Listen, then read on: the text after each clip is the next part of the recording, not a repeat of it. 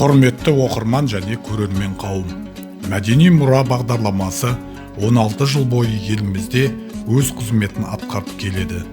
Осы бағдарлама аясында Қостанай қалалық Александр Сергеевич Пушкин атындағы балалар кітапханасы бірқатар шаралар ұйымдастырып, насихат жұмыстарын жүргізуін жалғастыруда.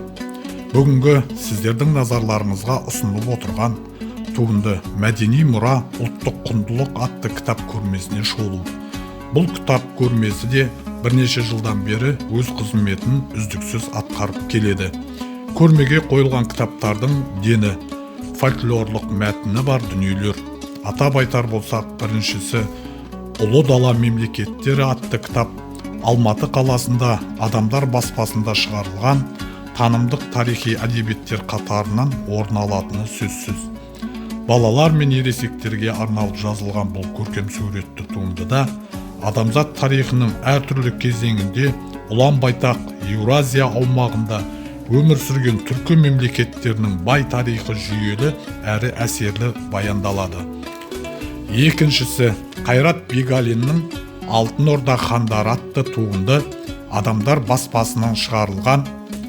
Бұл кітапта Алтын Ордада билік құрған бізге белгілі барлық хандардың өмірі мен қызметіне қатысты мәліметтер жинақталған.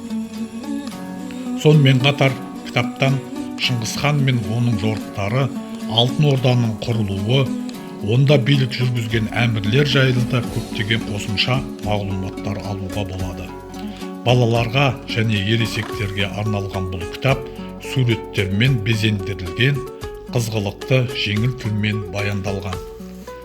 Үшінші кітап «Қазақ хандары», «Казахские ханы», «Казах ханс» деп аталады.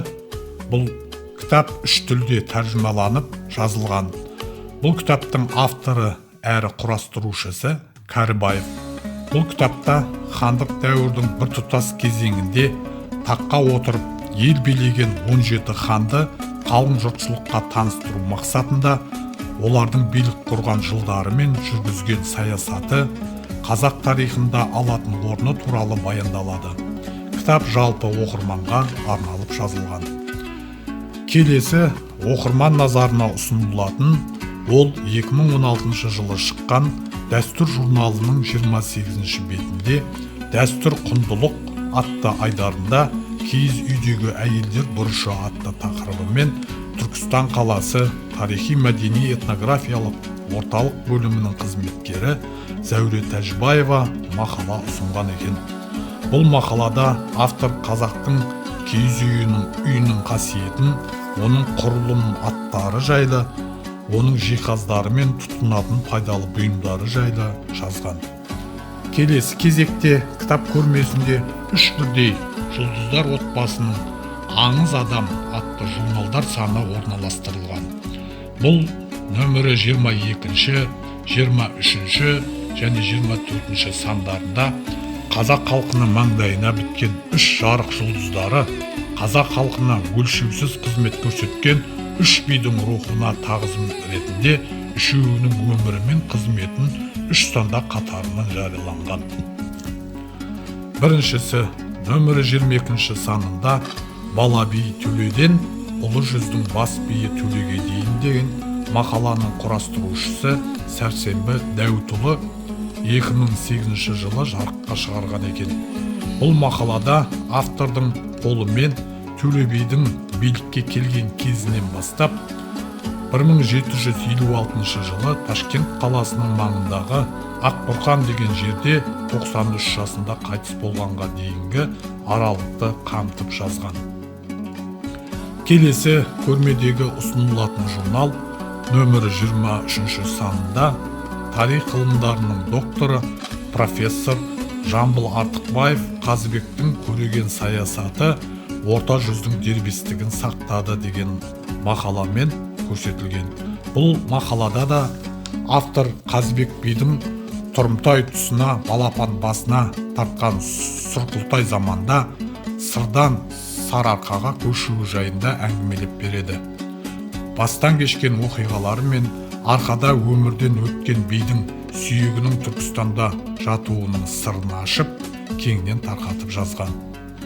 келесі 3-ші журналдың 24-ші санында жазушы халықаралық Алаш әдеби сыйлығының лауреаты Мұқадес Исламғалиұлы Алшын Әйтеке би ғұмырнамасы атты мақаласы жарияланған.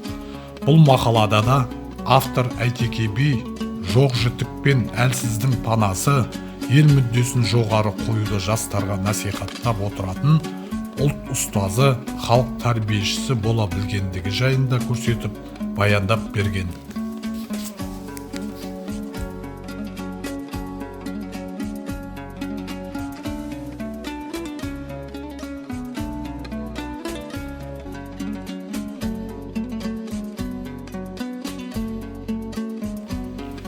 Болашаққа рухани құндылық болып таралатын бұл тақырып бойынша кеңінен сараланып жазылған кітаптар топтамасы кітапхана залында көп.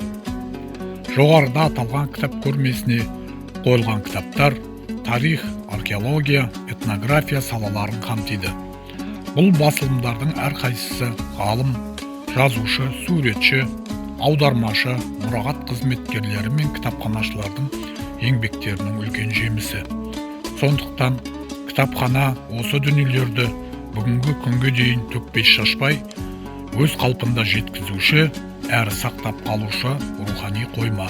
Келіңіздер, оқыңыздар.